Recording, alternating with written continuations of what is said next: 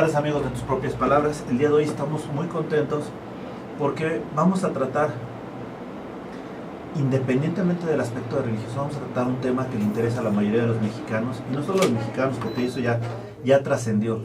Vamos a hablar de un tema que llega prácticamente a toda la humanidad, sobre todo en el mundo hispano o en Latinoamérica, por la gran influencia. Vamos a hablar un poquito de lo que es el nuevo centro de visitantes de la Virgen de Guadalupe en la Ciudad de México, y para tal efecto nos complace atender a Raúl Camus, que está aquí con nosotros. Raúl, muchísimas gracias por acompañarnos.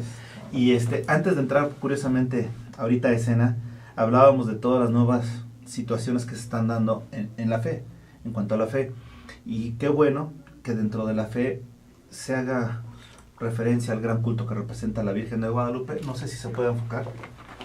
Ahorita lo van a tratar de enfocar un poquito, que es el nuevo centro de visitación de la Virgen de Guadalupe, del cual vamos a platicar. De visitantes, sí. Bueno, de visitantes, perdón.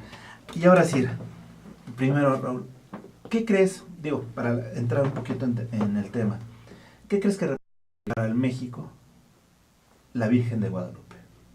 Yo creo que representa muchas cosas, sobre todo una muy necesaria ahorita. Nuestra Virgen de Guadalupe representa un factor de unidad, lo ha sido desde ese choque de dos culturas que supo pues unir al pueblo de México en el entorno, y el milagro que se ha hecho presente desde entonces hasta hace ya casi 500 años, que nos mantiene o nos ha mantenido a los mexicanos, a los guadalupanos, unidos en la fe, unidos en las situaciones difíciles que ha enfrentado el país a lo largo de esos casi 500 años de su existencia, de su participación, de su visita a México, y llegó para quedarse, ¿no?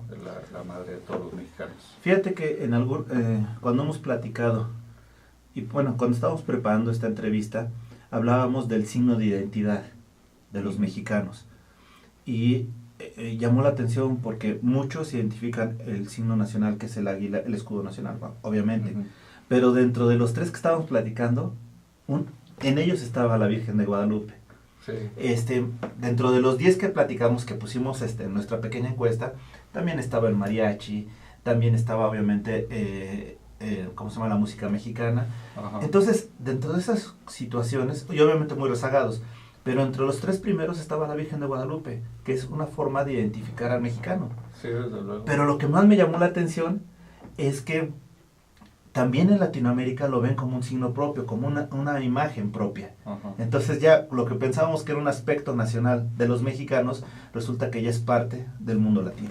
Sí, desde luego, y eso, bueno, pues nos pone muy contentos, porque ella eligió México para quedarse, y eso, bueno, pues que sea no solo pues, la casa de Santa María de Guadalupe para los mexicanos, sino para toda América, e incluso para muchas partes del mundo donde se manifiesta ese fervor guadalupano. Pues es motivo de que estemos muy orgullosos todos los mexicanos. E incluso el tema de la fe guadalupana aquí mismo en México ha trascendido incluso más allá de los propios, de los que somos católicos. Hay judíos, por ejemplo, que abiertamente expresan su fervor guadalupano, ¿no? Y eso, bueno, pues es... Sí, y además otra de las cosas que ahora sí que novio del tema, preferí no pasar de largo, pero lo cierto es que una de las cosas que también identifica Raúl es que recibiste hace poco un premio del Senado de Argentina, el premio Enrique Tomás Cresto. Sí. Y traigo esto a colación porque seguramente donde te lo entregaron fue en el Senado de la República de allá de Argentina. Ya fue, sí. Y no sé si recuerdas que hay una de las pinturas que hacen referencia al movimiento independentista de Argentina. Ajá. Y ahí aparece la Virgen de Guadalupe, Sí. que de alguna manera muchos la identifican con la Virgen de Luján. Ajá. Eso me hicieron la precisión el día de hoy en algunos correos. Entonces te digo, lo que era un aspecto realmente de identidad nacional se convierte en un aspecto de identidad latinoamericana. Sí. Ha sido estandarte, pues, de muchas situaciones muy padres, muy positivas. En algunas, bueno, ha sido estandarte también de conflictos en México, como la cristiada, ¿no? Que era un tema de defensa a la libertad religiosa, y que ahí, bueno, pues también estuvo presente nuestra madre del Tepeyac. Y precisamente del Tepeyac vamos a hablar. Platícanos un poquito cómo se da este nuevo aspecto de la basílica, ¿no? La nueva imagen de la basílica, y obviamente la ampliación de la Basílica de México. Platícanos un poco. Bueno, hay para quienes no lo conocen, porque a pesar de que ya tiene un par de años que se concluyó la obra, ahí se construyó, al final del atrio de la nueva basílica, se construyó la Plaza Mariana. Esta Plaza Mariana, bueno, pues es una gran construcción que alberga diferentes áreas, ¿no? La principal de ellas, el columbario, ¿no? El columbario que tiene capacidad ahí para 120,000 nichos, ¿no? Para cuerpos, que ahí está, y que próximamente ya empezará el tema de la comercialización de esos espacios, pero son espacios para más guadalupanos que quisiéramos, que tuviéramos el anhelo de quedar ahí junto a la casita de nuestra madre del Tepeyac. Y bueno, pues está el Instituto Superior de Estudios Guadalupanos ahí mismo, y hay un espacio que el señor cardenal Norberto Rivera ha destinado para un proyecto que es muy interesante, que es un centro para visitantes de la Basílica de Guadalupe, donde el tema sea, pues, ir más allá del tema de la fe, que nos hace ir a la Basílica, que nos hace ir a visitar a nuestra Virgencita, hacer oración, pero un lugar donde además se pueda aprender un poquito más desde el milagro guadalupano, esa historia de casi 500 años después de las apariciones y de que la Virgen se ha quedado y cómo ha transformado a nuestro pueblo, y sobre todo este estandarte de ella como un factor de unidad en tiempos que han sido difíciles, que vemos ahorita, pues, de alguna manera la sociedad dividida, al menos en opiniones que se han vuelto controversiales, que de repente se presenta, bueno, pues todo lo que es la diversidad del país, pero sí necesitamos factores de unidad. Pasa como en las mejores familias, ¿no? Los hermanos podemos tener diferencias de opinión, pero tenemos un momento en que podemos sentarnos y compartir a la mesa cuando es en la casa de nuestra madre, ¿no? En la casa familiar, y podemos tener ese punto de reunión, ese punto de encuentro, aunque cada uno de nosotros nos dediquemos a diferentes actividades con perspectivas distintas y con formas de opinión distinta. Entonces, eso ha representado por muchos años la Basílica de Guadalupe, un punto de unidad, un punto de encuentro, y bueno, pues debe hacer fortalecer ese aspecto de unidad nacional que se requiere, que siempre será bienvenido, y bueno, que trae aspectos de tecnología este centro de visitantes, con pantallas de proyección que estarán permanentemente con material actualizado,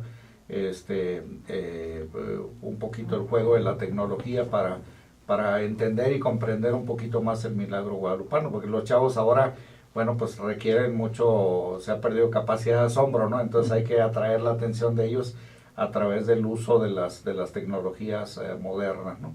Sí, Raúl, una pregunta. Sabemos que todos los 12 de diciembre es la fiesta de la Virgen y la fiesta nacional prácticamente, pero anteriormente en el atrio de la Basílica y lo que era la Basílica, pues más o menos estábamos hablando de que había una gran cantidad de mexicanos que se acercaban. Bueno, los 12 de diciembre se consideran que llegan hasta 3 millones de personas, si no es que más o menos, pero aproximadamente, ¿no? Sí.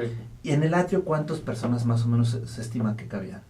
Si es que tienes el dato. Sí, bueno, a lo largo de todo el año las visitas a la Basílica de Guadalupe, que es uno de los centros marianos más importantes del mundo, pues son cerca de 30 millones de 30 millones de visitantes personas en todo el año. Particularmente los días de las fiestas, son más de 6 millones de visitantes esos últimos días del 11, 12, sobre todo el 11 en la noche es el día de mayor visitas. Y bueno, pues eso se va haciendo a lo largo del día, o sea, sí, claro, hay todo un sistema muy bien organizado, porque se requiere para que manejar esos flujos de fieles que van, para que puedan todos ellos tener oportunidad de estar en la Basílica y moverse, saludar a la Virgen y salir, estar un ratito en el atrio. La capacidad del atrio completo ahora se integró en esta nueva Plaza Mariana, se integró una parte que es sobre el columbario. Esa área, si mal no recuerdo, debe ser del orden de 8,000 metros cuadrados la que está ahí, alrededor de una gran imagen de la Virgen de Guadalupe, una imagen acostada, digamos, es un óvalo de 28 metros de largo, y alrededor de ella los grupos de los danzantes, grupos étnicos que siempre van a llevarle la ofrenda de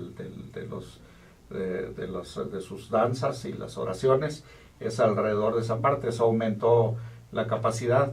Entonces, pues yo calculo que debe ser ahorita como del orden ¿qué será? De 50,000 entre las dos partes nuevas y la basílica. Obviamente hay una rotación constante, y eso Sí, es lo que sí, tú sí. comentas. La logística que de alguna manera, no sé si haya sido impuesta o ya de alguna manera asumida por todos que vamos a visitarlo, pero lo cierto es que con este incremento de superficie se da la posibilidad de que haya más comodidad, Sí. y sobre todo que haya la tranquilidad para ir a disfrutar de lo que es una ceremonia y lo que es una fiesta.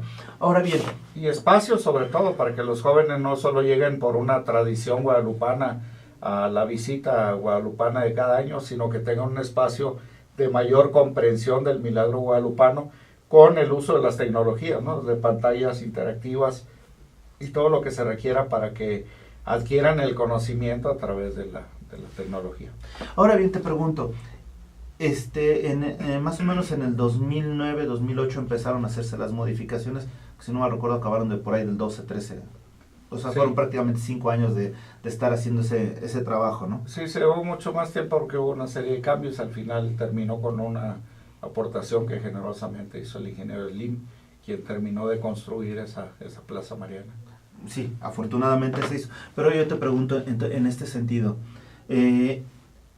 ¿crees que con esas modificaciones que se han dado, ahora sí tengamos la casa que realmente la Virgen merece? Con este tipo, en esa ampliación y todo, o sea, que ya tengan, tanto los feligreses como ella haya sido lo más adecuado, o todavía se requiera más, se requiera menos, o Sí, cómo lo pues ves. a lo largo de los 500 años se han venido viendo las transformaciones, ¿no? Lo que empezó por una pequeña capillita ya nunca definió el tamaño. No, sí, desde luego. Pero evidentemente pues tiene que ser acorde a la cantidad de los fieles que la visitan. Entonces, pues yo creo que siempre será perfectible, o sea, siempre habrá algo que hacer, y estoy seguro que quienes trabajan en la basílica, desde Monseñor Gleni, el rector, todas las autoridades eclesiales, los canónigos de la propia basílica, pues siempre están pendientes, pensando con la mente y con el corazón de qué más se puede hacer para darle las facilidades a los fieles. Ahora bien, te pregunto, ¿cómo es que tú, Raúl Camus, llegas de alguna manera a ser parte de este proyecto y sobre todo encabezar el proyecto de lo que representa un nuevo espacio de estudio, de apreciación de la Virgen de Guadalupe? Ok, bueno, no soy yo, en realidad es una fundación, la FEM, que es Fundación para Evangelización a través de los Medios, que incluso no se creó aquí en México. La primera iniciativa surge con el beneplácito y la autorización del Papa, entonces Juan Pablo II, y un grupo de empresarios católicos y de gente comprometida hacen un proyecto que incluye dos partes.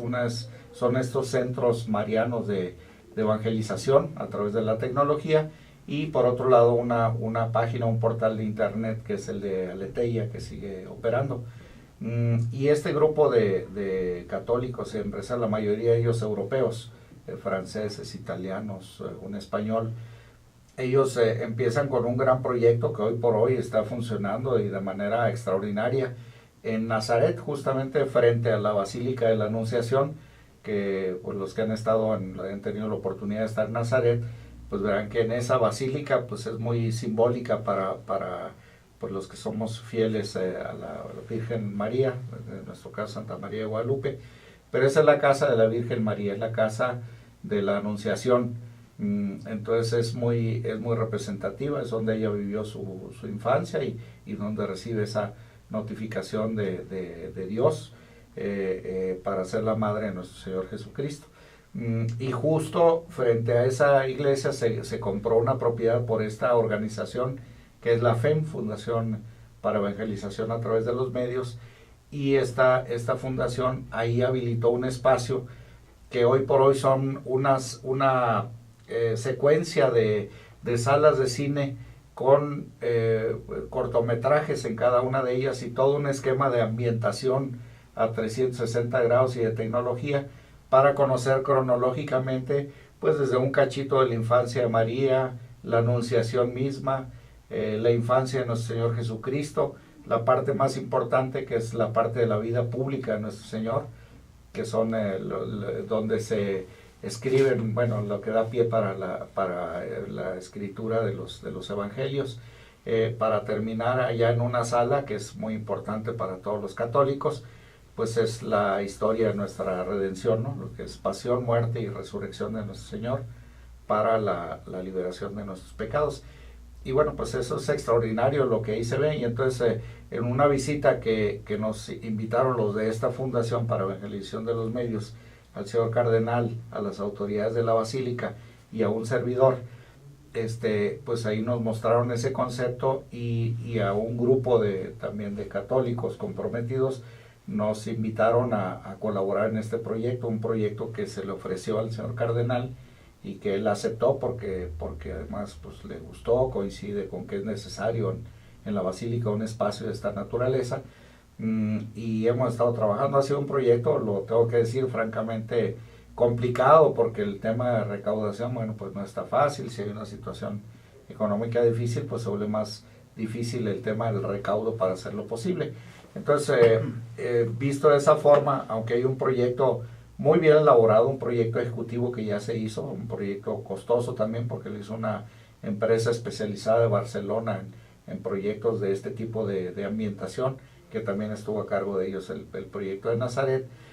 Y entonces el proyecto está en diferentes etapas. Entonces lo que tenemos que hacer es terminar de construir esa primera etapa, darle espacio para los visitantes de la basílica, y a través de eso ir socializando el proyecto para que la recaudación, que la misma gente pueda depositar, ir construyendo las salas secuenciales para que tengan más o menos la misma cronología que se tiene en Nazaret, con excepción de una sala adicional que es necesaria aquí, que es la sala del milagro guadalupano, ¿no? Que es necesario para la mejor comprensión de que, bueno, pues esta Virgen Morena que nos visita aquí en México, pues es la mismísima Madre de nuestro Señor Jesucristo. Perfecto, vamos a hacer una pequeña pausa, Raúl, pero antes de irnos yo te hago una pregunta que me harás favor de responder al regreso.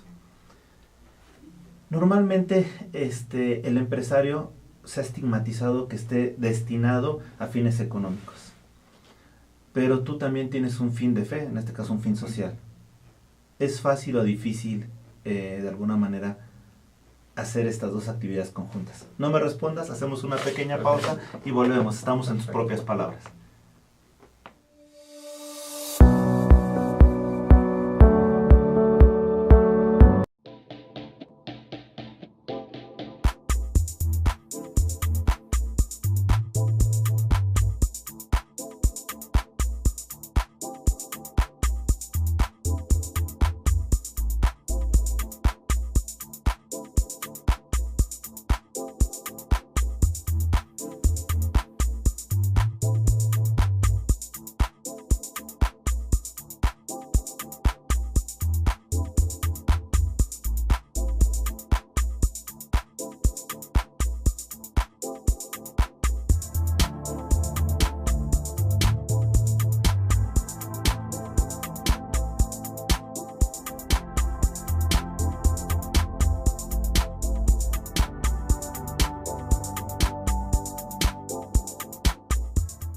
Ruiz Robles, corredores públicos y peritos traductores. Trabajamos para darles seguridad, confianza y un servicio profesional en sus asuntos relacionados a fe pública, valuación, arbitraje comercial, asesoría jurídica y traducciones.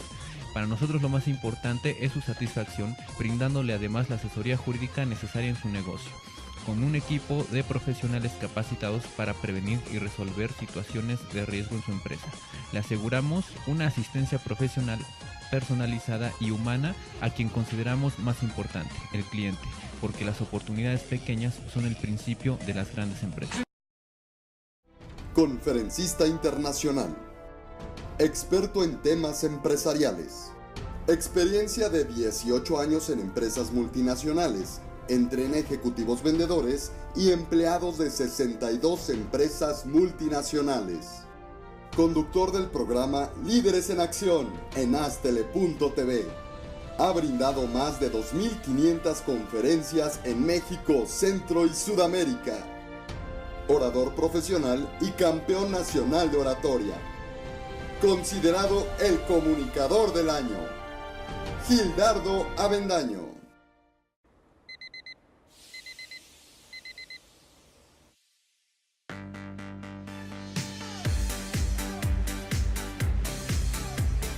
Cuando la vida te pone a sudar, hidrata la vida. Electrolit, científicamente hidratante.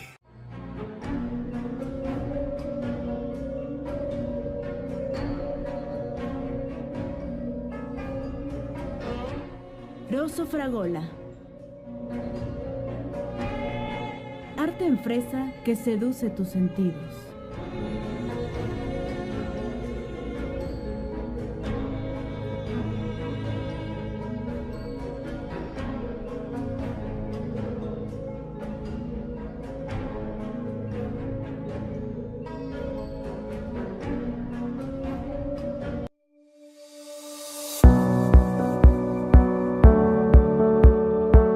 Regresamos, amigos, en tus propias palabras. Estamos aquí platicando con el ingeniero Raúl Camus.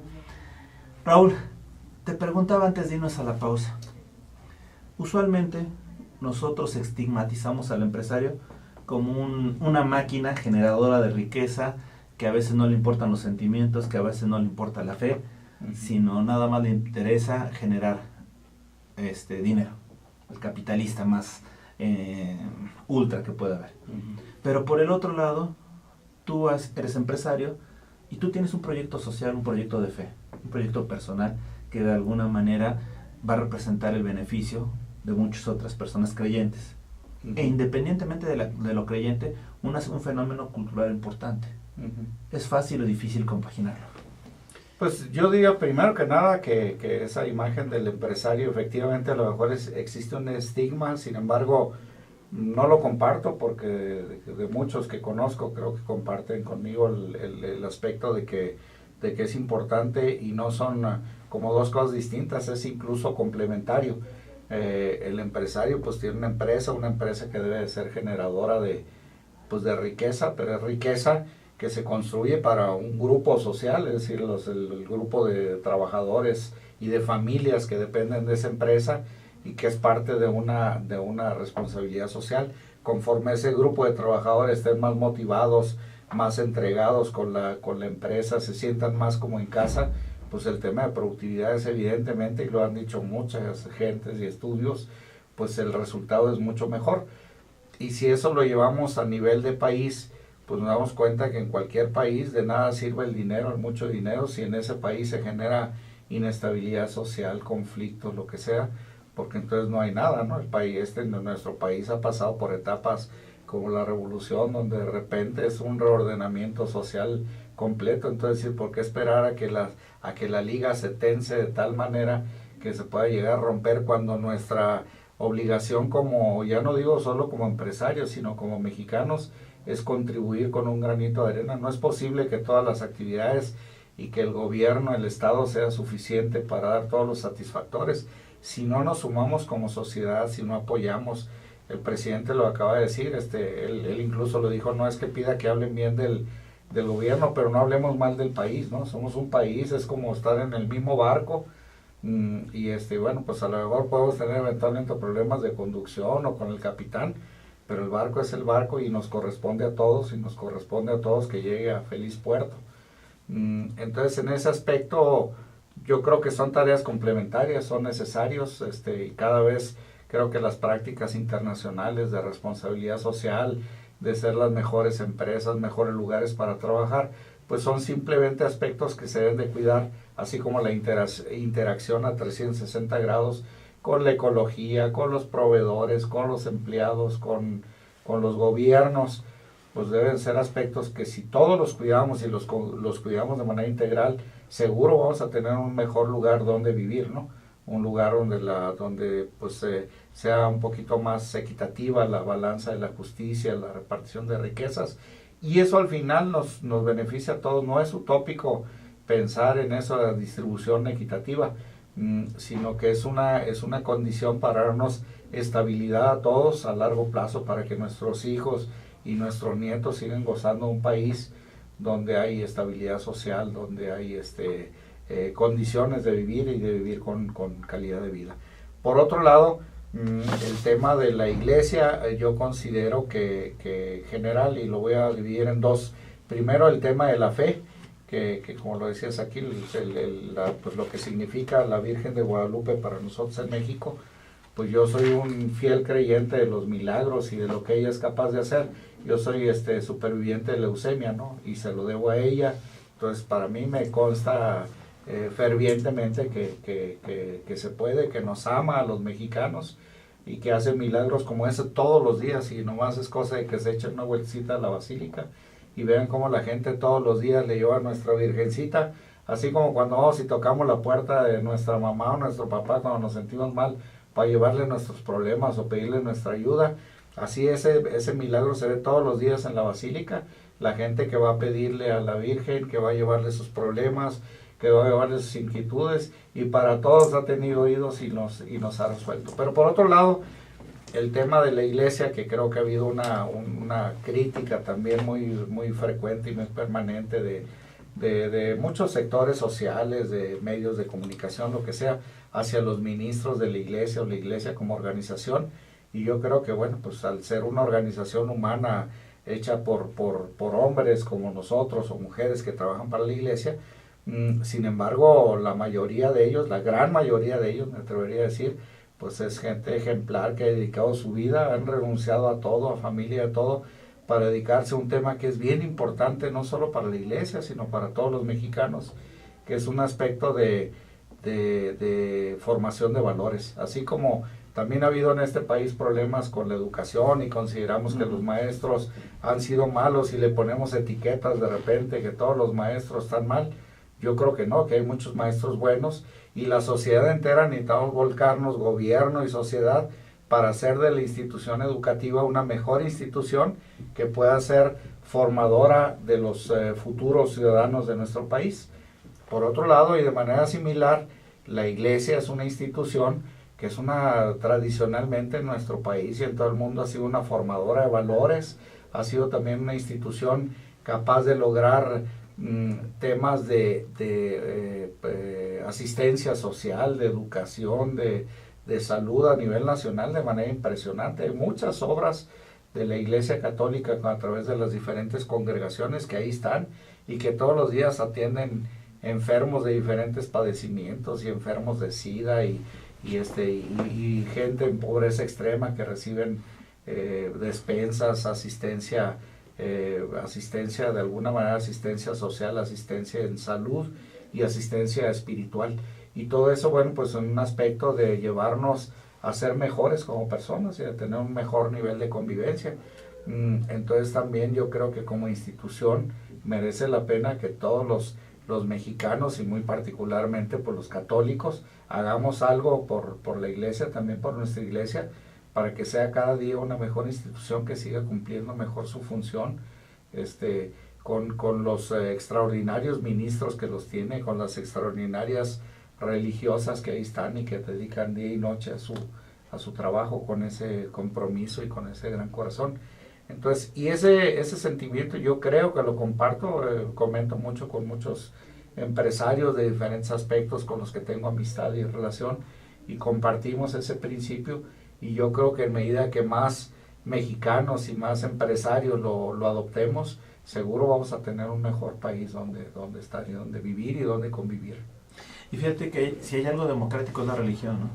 Porque si bien hay sectores que tratan de polarizar entre el rico y el pobre, etcétera, etcétera, lo cierto es que cuando llegas a un templo de oración, a un lugar de culto, puedes ver a una persona de bajos recursos y una persona de altos recursos o de recursos que están al final predicando con el ejemplo y están implorando la fe que requieren, ¿no? Así es, entonces, eso es algo impresionante. ¿No? Sobre todo en la basílica es muy claro el ejemplo donde se ven todos los contrastes, es un reflejo de lo que somos México, ¿no? Desde grupos étnicos, clase trabajadora, ejecutivos, empresarios, amas de casa, se ve una gama de todos, y nunca he visto a alguien en la puerta que esté observando para ver cómo discriminan, que si uno entra, otro no entra. Yo creo que es el caso de toda la iglesia. No siento y me duele cuando hay comentarios de críticas de de que ha sido una institución discriminatoria. No lo siento así, al menos en la práctica, lo que se ve en los templos todos los días es que no hay discriminación y cualquiera que entre con respeto, con fervor, como entramos todos, es bienvenido a la casa del Señor. Pero ¿no crees, Raúl, que a veces se tratan de hacer esas críticas como que es un deporte nacional?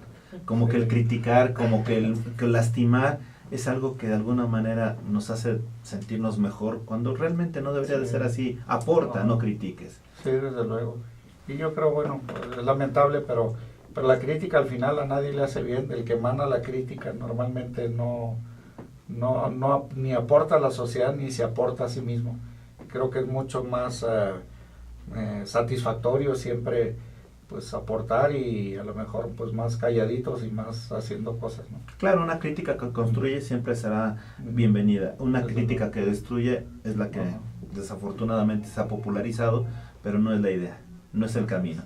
Ahora bien, regresando un poco al centro de lo que va a ser este centro guadalupano, ¿cuándo se percatan de que se requieren más espacios para hacer una mejor veneración y sobre todo que haya una mayor participación popular en las distintas etapas que conforman la basílica? Bueno, primero porque hay varios temas que se quieren ver, ¿no? O sea, el tema lo vi yo en Nazaret, algo que a mí me tocó mucho cuando viví esa experiencia, es que lo que ahí se refleja, que no se refleja otra cosa más que lo que está escrito en los evangelios, el Nuevo Testamento, que es pues todas las vivencias de una sociedad, pero empiezan desde la infancia de nuestro Señor Jesucristo, y que vemos que es una familia pues normal como cualquier otra, una familia que vivía en la pobreza como muchas en nuestro país, pero donde lo que reinaba pues era el amor y la comprensión de un padre, una madre, dedicados, como lo vemos todos los días en nuestro país, dedicados a la educación, a la formación de los hijos. Y cómo esas enseñanzas de hace 2000 años siguen teniendo hoy por hoy la misma vigencia que tuvieron en su momento, ¿no? Y que de repente se nos olvida, o que lo vemos que algo que pasó en la Biblia y que ahí está, como que si fuera algo de otro mundo, o algo que no es aplicable a nuestros días, ¿no? Y entonces todos los días hablan, no, es que se tiene que renovar y tenemos que hacer cosas. Pues desde luego que sí, es una sociedad moderna, van cambiando muchas de las cosas, pero la esencia de lo que somos, la esencia de México, que son sus familias, sus familias naturales, que son las que son capaces de procrear, de seguirnos reproduciendo, de seguir evolucionando y creciendo como país, eso sigue teniendo la misma vigencia. No importa si esa familia vive, porque se ha dicho mucho, bueno, pues es que parte en México de los problemas que tenemos de delincuencia, de que los jóvenes o los ninis se vayan a los grupos delictivos y tomen un arma y se dediquen a hacerlo, pues es porque no tienen espacios y no tienen oportunidades. Puede ser, yo creo que puede ser un detonador, pero los temas de pobreza, de marginación, pues los vemos ahí reflejados en eso que digo ahí desde hace 2000 años, ¿no? Y sigue siendo vigente, y si conservamos lo que es verdaderamente importante en la sociedad, que es esa unidad fundamental de la familia como procreadora de vida, esa familia formadora de valores, una familia que es capaz de construir un tejido social a su alrededor, donde las familias van siendo solidarias entre sí, ¿no? Desde esas épocas, o como ha pasado en México antes de la Revolución, donde en las comunidades rurales el que se iba a casar, toda la comunidad le ayudaba a juntar las piedras para que construyera su cuartito y hacerlo. Bueno, pues eso habla de una sociedad que es capaz de organizarse, de trabajar orquestadamente para que todos vivan mejor, ¿no? Que el que le toca contribuye como una especie de tanda de beneficios, ¿no? Entonces, si no perdemos esos valores fundamentales y por el contrario los vamos motivando, que eso es parte de lo que se hace en este centro, lo que se pretende, pues seguro vamos a contribuir a tener una mejor sociedad. Y por otro lado, que en el entendimiento de los jóvenes, ¿no? En el entendimiento de los jóvenes, pues difícilmente se van a poner a leer la Biblia y ver. Sin embargo, ahí hay temas que son fundamentales para su propia formación, y estoy seguro que si llegamos por un método adecuado, a pesar de que ya son jóvenes que son guadalupanos y que son fervorosos, porque van por lo menos una vez al año y hacen la visita a la Virgen y llevan colgando la imagen a sus espaldas, o se van caminando o en bicicleta. Entonces hacen un gran sacrificio. Sin embargo, muchas veces son guadalupanos solo por tradición y a lo mejor no tienen todo el conocimiento del milagro guadalupano y lo que significa, que a lo mejor a nadie nos vendría mal entender un poquito más de esos aspectos, ¿no? Vamos a hacer una pequeña pausa, Raúl, pero hay un tema que me llama mucho la atención de los jóvenes, la forma de llegar a ellos, y yo creo que no es solo a los jóvenes, es llegar a las personas. Sí. Porque cuando nos va bien, normalmente partimos de que, o bien, no somos no recordamos tanto las cuestiones de fe, y cuando nos va mal, entonces imploramos una mejora. Pero tú, perdón que lo diga, tú me comentabas que habías tenido leucemia y habías sido parte de un milagro. Ajá. Pero en ese tiempo yo creo que has de haber visto otras personas que estaban en condiciones similares, más, menos críticas, etcétera. Te pregunto, ante esa situación, que la vida te sorprende, o como quieras llamar, que te lleva a esos extremos, ¿es fácil o difícil, primero, mantener la fe individual y sobre todo, alentar a otras personas que están en situación similar a la tuya? Pero no me respondas. Hacemos una pequeña pausa y volvemos. Estamos con el ingeniero Raúl Camus. Volvemos.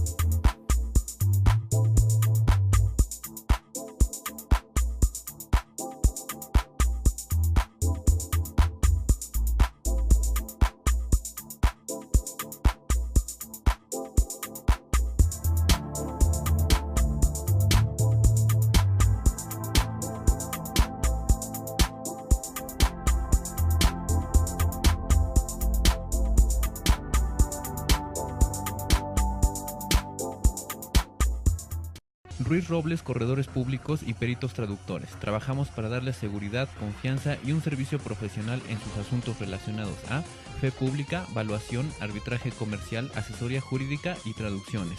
Para nosotros lo más importante es su satisfacción, brindándole además la asesoría jurídica necesaria en su negocio, con un equipo de profesionales capacitados para prevenir y resolver situaciones de riesgo en su empresa.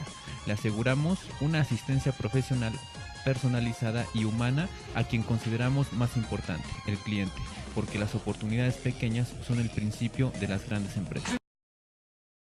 Conferencista internacional, experto en temas empresariales, experiencia de 18 años en empresas multinacionales, entrena ejecutivos vendedores y empleados de 62 empresas multinacionales. Conductor del programa Líderes en Acción en Astele.tv. Ha brindado más de 2.500 conferencias en México, Centro y Sudamérica. Orador profesional y campeón nacional de oratoria. Considerado el comunicador del año. Gildardo Avendaño.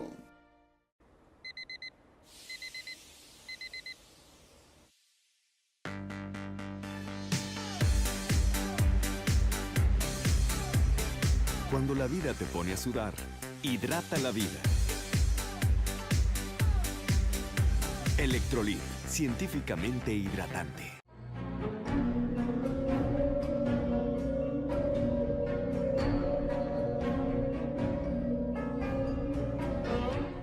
Rosso Fragola.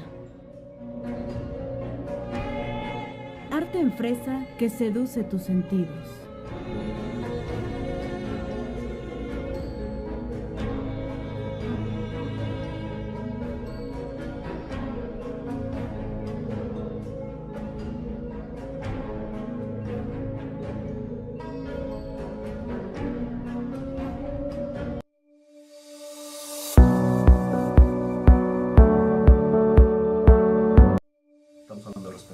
Regresamos, amigos, en tus propias palabras. Y Raúl, antes de irnos al corte yo te platicaba. Tú tuviste una situación difícil de salud y estuviste con otras personas que tenían una etapa más crítica o menos crítica que la tuya. Ajá. ¿Es fácil, es difícil ¿Cómo mantener la convicción en esos momentos? Sí.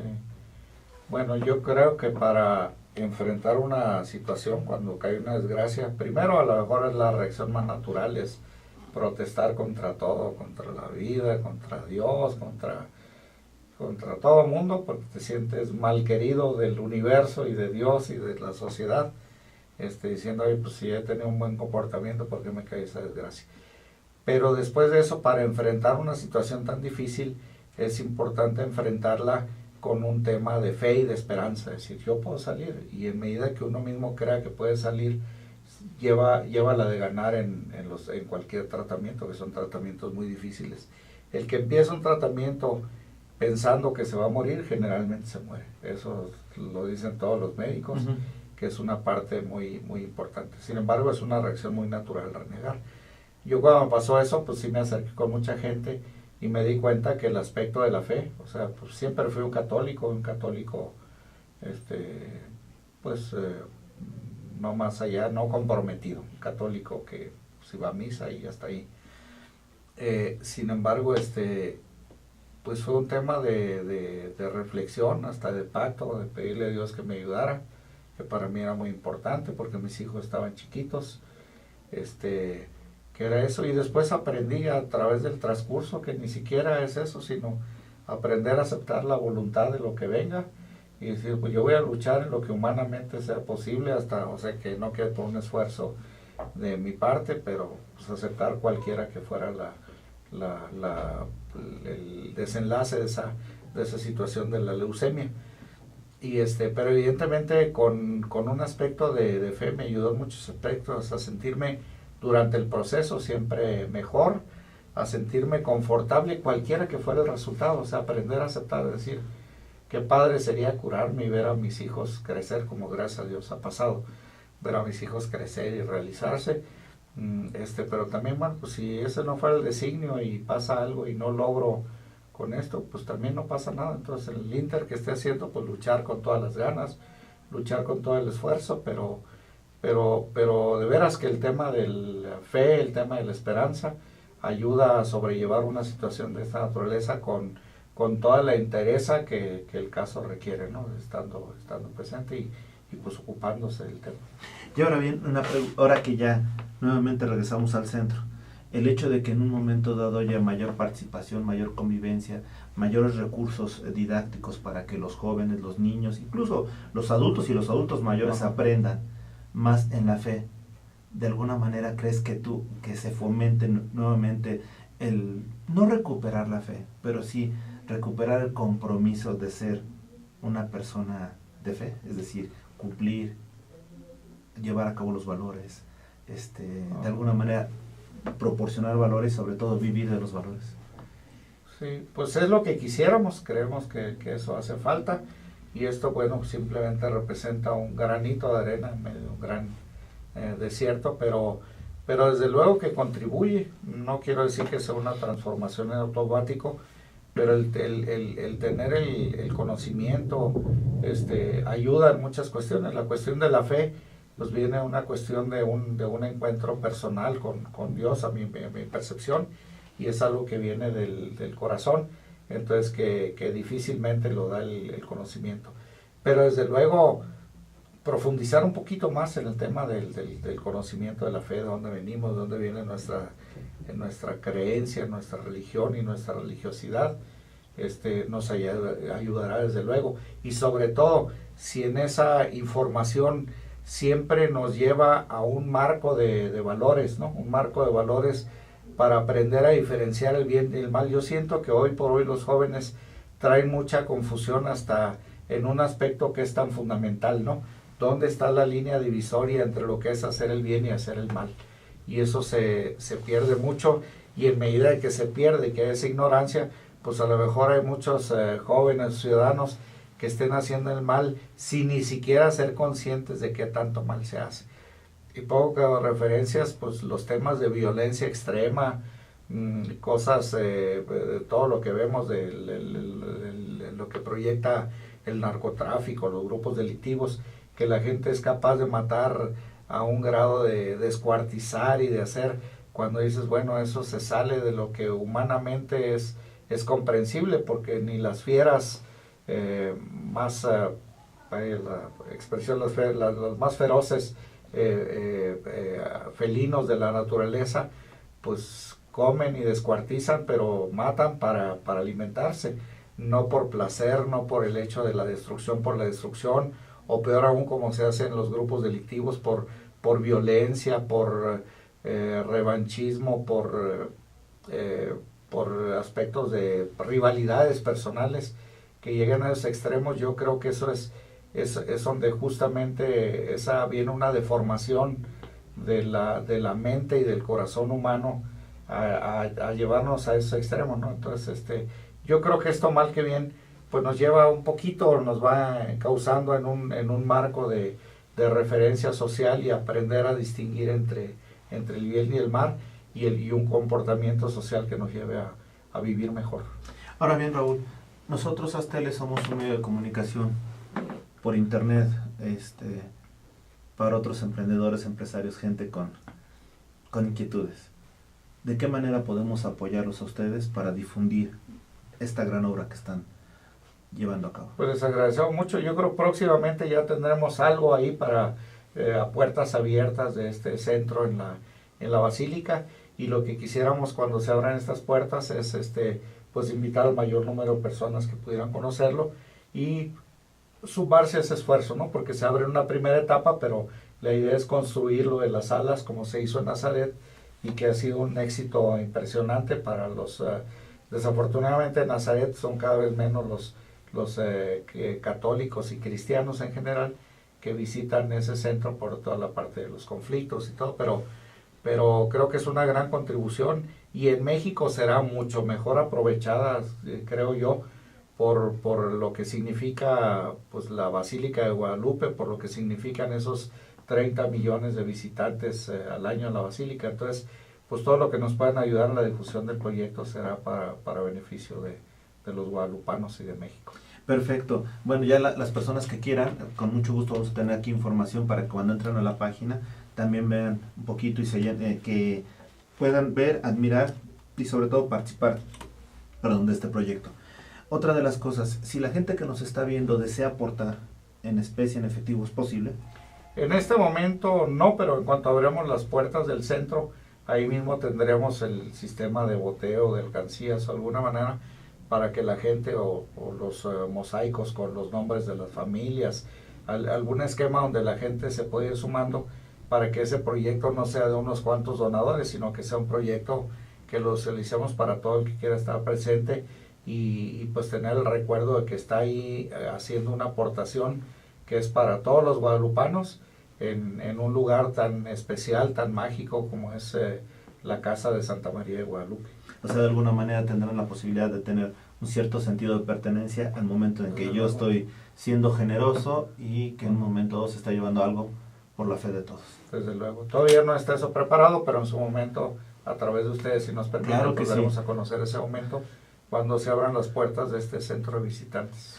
Tentativamente, ¿cuánto tiempo se tiene pensado en que se llevaría a cabo el proyecto hasta su completa finalización o conclusión? Sí, pues dependerá mucho de la captación de los recursos para hacerlo, pero más o menos el proyecto se llevará como 18 meses en su conclusión, y para la apertura, a partir de la apertura de puertas a esa primera etapa.